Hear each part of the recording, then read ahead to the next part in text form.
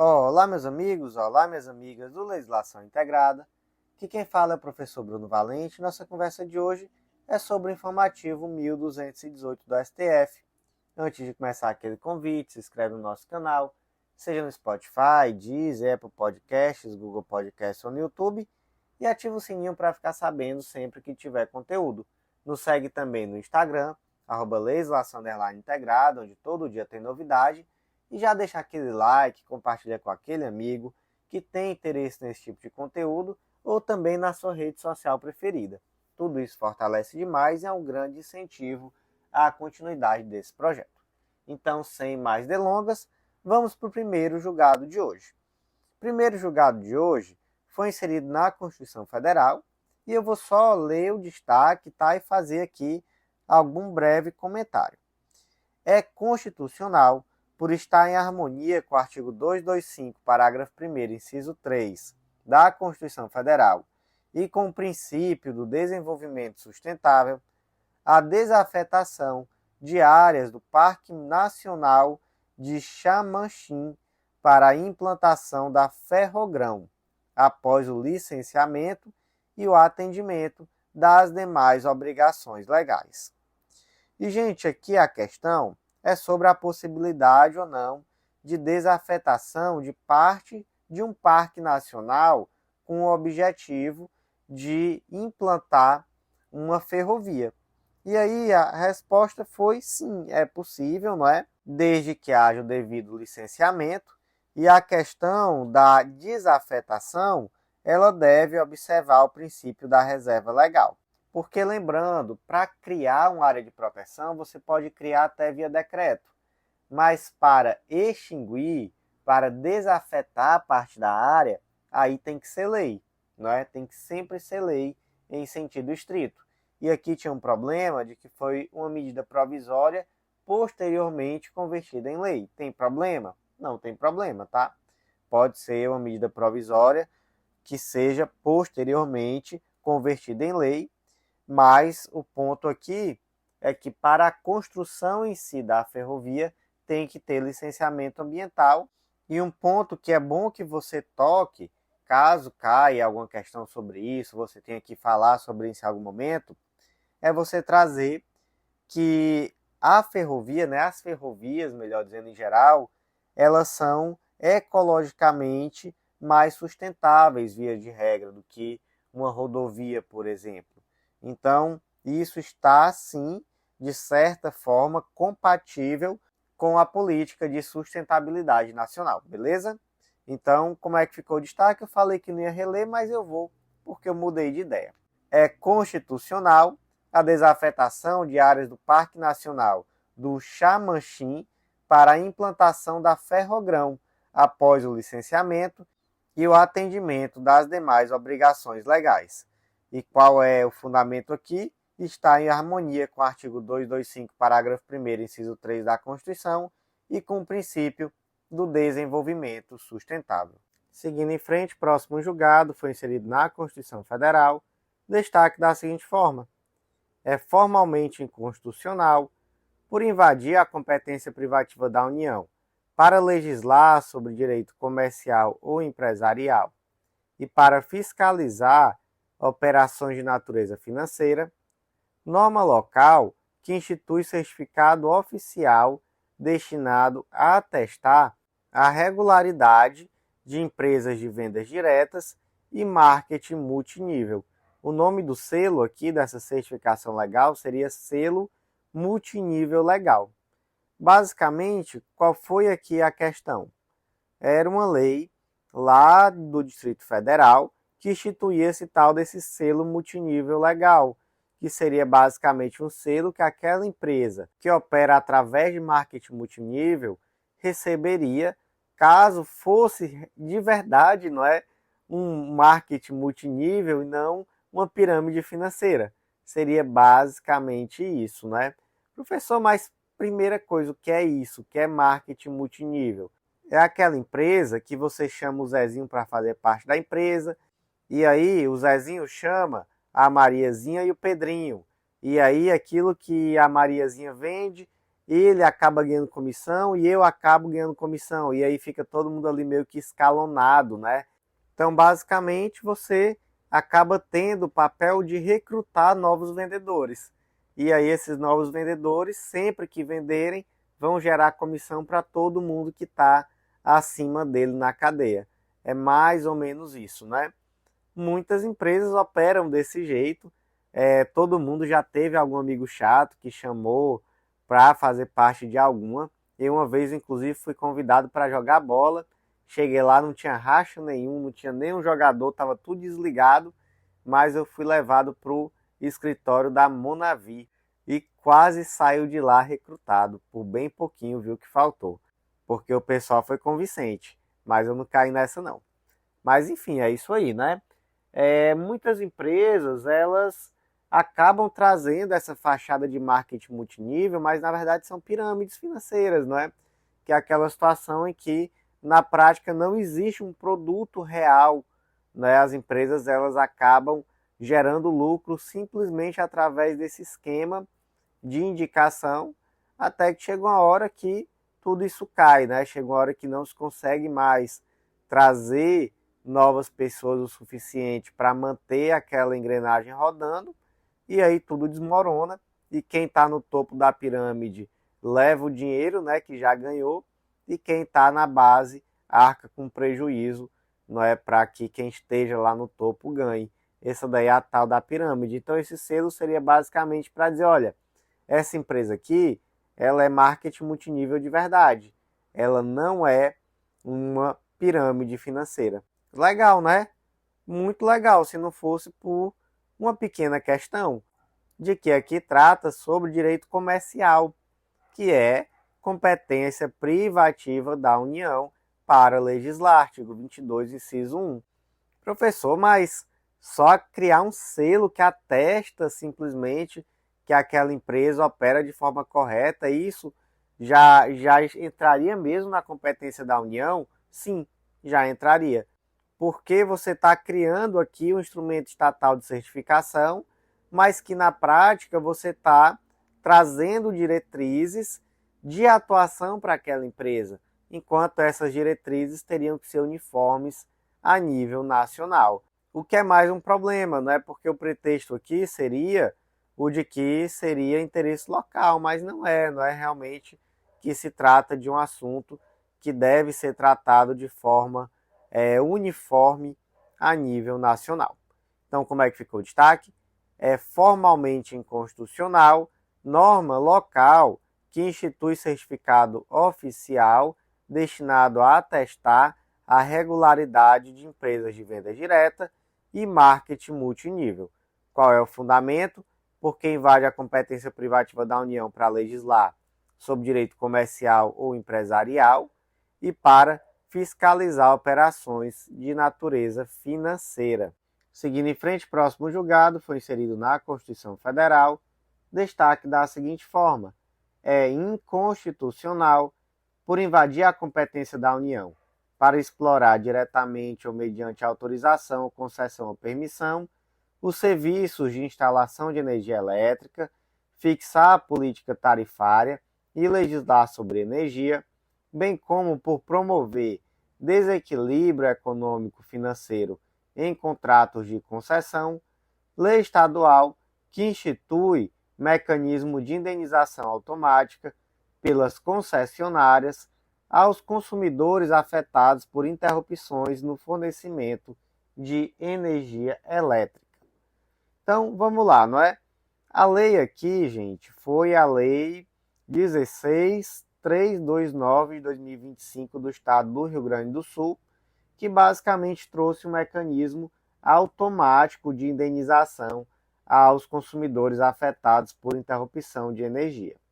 Então, basicamente, como é que funcionava? Ela dizia, olha, se a casa A ficou sem energia por 24 horas, na próxima fatura ela vai ter um desconto X. Se ficou por 48 horas, 2x, 72 horas, enfim. E já trazia ali como é que se daria essa compensação. E basicamente, qual era o argumento? Que assim se evitava a burocracia, a subnotificação de falhas e se trazia um mecanismo onde o consumidor seria automaticamente indenizado nos casos em que houvesse interrupção no fornecimento de energia. Isso aqui é constitucional, gente? Gente, isso aqui é lindo, mas constitucional, infelizmente, não é não, né? É inconstitucional, porque tá claríssimo o motivo, né?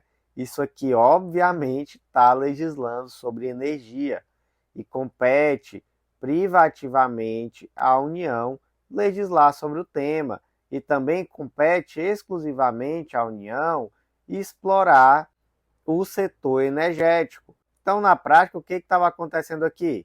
A legislação estadual ela acabou trazendo um desequilíbrio financeiro no contrato de concessão. Trouxe ali uma hipótese automática em que essas concessionárias vão ter que indenizar os consumidores. Então, isso aqui vai invadir a competência de exploração econômica da União do mercado energético, a competência para fixar a política tarifária, para legislar sobre energia também, não é? E promove o desequilíbrio no contrato de concessão. Então, como é que ficou o destaque? É inconstitucional, lei estadual que institui mecanismo de indenização automático pelas concessionárias aos consumidores afetados por interrupções no fornecimento de energia. Quais são os fundamentos? Por invadir a competência da União para explorar, diretamente ou mediante autorização, concessão ou permissão, os serviços de instalação de energia elétrica, fixar a política tarifária e legislar sobre energia, bem como por promover desequilíbrio econômico-financeiro em contratos de concessão. E antes de seguir em frente, aquele convite bem especial, acesse legislaçãointegrada.com.br e vem conhecer o Clube da Lei, nosso clube de membros, que te dá acesso a todos os nossos materiais e a mais de 100 planos de leitura, com tudo que você precisa para o estudo completo, atualizado e organizado de lei seca e jurisprudência. Então vem fazer parte, com certeza vai ser um baita diferencial nos teus estudos, e o valor, gente, é super acessível, material semanalmente atualizado, então vem fazer parte que eu te aguardo. Vem também conhecer a Editora Integrada, vem publicar com a gente, você vai ver que é mais fácil do que você imagina e vai ser um grande diferencial também na sua prova de títulos. Então, seguindo em frente, vamos para o próximo julgado, inserido na Constituição Federal, é a tese de repercussão geral, tema 516, e a tese ficou da seguinte forma: é constitucional a contribuição social instituída pelo artigo 1º, inciso 2, da Lei Complementar 84 de 96, a cargo das cooperativas de trabalho. Então, olha só. O artigo 146, inciso 3, a linha C da Constituição, fala assim, ó: cabe à lei complementar estabelecer normas gerais em matéria de legislação tributária, especialmente sobre adequado tratamento tributário ao ato cooperativo praticado pelas sociedades cooperativas, inclusive em relação aos tributos previstos no artigo 156-A e 195, inciso 5º. Beleza, então a lei complementar, né, vai tratar sobre o adequado tratamento tributário das sociedades cooperativas. Existe essa lei complementar? Não, não tem essa lei complementar tratando especificamente sobre isso. Mas, ausente essa lei complementar que traga essas normas gerais, não é? Nós temos aqui a Lei Complementar 84, que traz uma contribuição social devida pelas cooperativas. E aí vem a pergunta: essa previsão é constitucional ou precisaria ter a lei complementar que tratasse sobre normas gerais? Gente, é constitucional, tá? Até porque, quando se fala em adequado tratamento, isso não quer dizer que há uma imunidade às cooperativas. Então, a cooperativa não vai poder ser tributada de forma alguma. Não, não é? É simplesmente o adequado tratamento. Então, a reserva de lei complementar, ela é uma proteção do ato cooperativo, não um obstáculo absoluto ao poder de tributar. E, além disso, não se está tributando o ato de se cooperar ou a cooperativa em si, mas sim aquela situação, não é, daquela prestação de serviço realizada, onde efetivamente se recebe a contraprestação. Então, como é que ficou a tese? É constitucional a contribuição social instituída no artigo 1º, inciso 2 da Lei Complementar 84 de 96, a cargo das cooperativas de trabalho. Próximo julgado foi inserido na Lei 7940 de 89, que trata sobre fiscalização dos mercados de títulos e valores imobiliários. E, gente, aqui realmente é um julgado muito específico, eu vou só ler o destaque, tá bom? Quem tiver interesse em aprofundar, pode acessar aí o material escrito. Então, o destaque ficou assim. É necessária a destinação da arrecadação da taxa de fiscalização nos mercados de títulos e valores mobiliários em favor da CVM, Comissão de Valores Mobiliários, observada a desvinculação das receitas da União, bem como a elaboração de um plano emergencial de reestruturação da atividade fiscalizatória para assegurar a afetação de recursos à finalidade específica que fundamenta a exação e evitar o desvio de sua natureza contraprestacional, especialmente diante de um cenário de atrofia institucional que vulnerabiliza a segurança do mercado de capitais.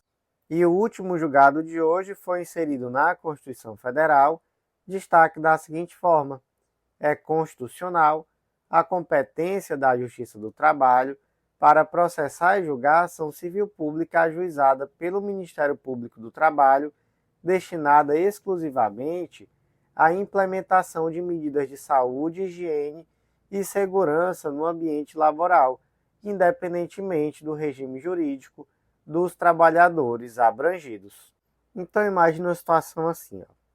Imagina que o Ministério Público do Trabalho pretende propor um ACP para tratar sobre que assunto? Sobre o assunto segurança do trabalho, saúde do trabalho, relativo a um determinado hospital público.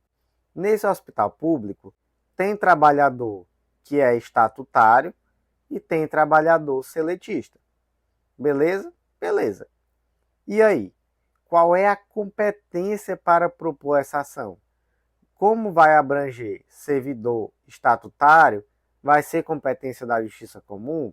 Ou vai ser competência da Justiça do Trabalho?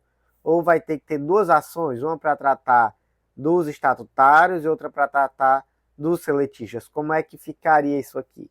Gente, o STF entendeu que, como é uma ação que trata exclusivamente sobre condições de trabalho, então medida de saúde, higiene, segurança laboral, e não uma ação que vai tratar da situação do servidor A, do servidor B, do servidor C, então a competência aqui para tudo é da Justiça do Trabalho. Até porque a gente precisa ter uma unidade decisória. Até porque não se trata aqui dos servidores, e sim do ambiente. E aí você vai ter dois juízos diferentes proferindo decisões que podem eventualmente conflitar. Não faria sentido, não é? Então, em uma situação como essa, você tem uma unidade decisória e a competência vai ser da Justiça do Trabalho, mesmo que a decisão eventualmente abranja também servidores que são estatutários, beleza? Até porque aqui se atinge indiretamente, não é? Que não se está tratando da situação deles, se está tratando da situação do meio de trabalho, né? Do ambiente laboral. Então, como é que ficou o destaque? É constitucional a competência da Justiça do Trabalho para processar e julgar a ação civil pública ajuizada pelo Ministério Público do Trabalho, destinada exclusivamente à implementação de medidas de saúde, higiene e segurança no ambiente laboral, independentemente do regime jurídico dos trabalhadores abrangidos. E, meus amigos, por hoje foi isso. Eu agradeço muito a você que ouviu até o final, então já deixa aquele like, compartilha com aquele amigo, deixa aquela avaliaçãozinha com 5 estrelas no Spotify e vem finalmente conhecer nosso Clube da Lei. Beleza? Então por hoje foi isso. Eu agradeço a você que ouviu até o final e até a próxima.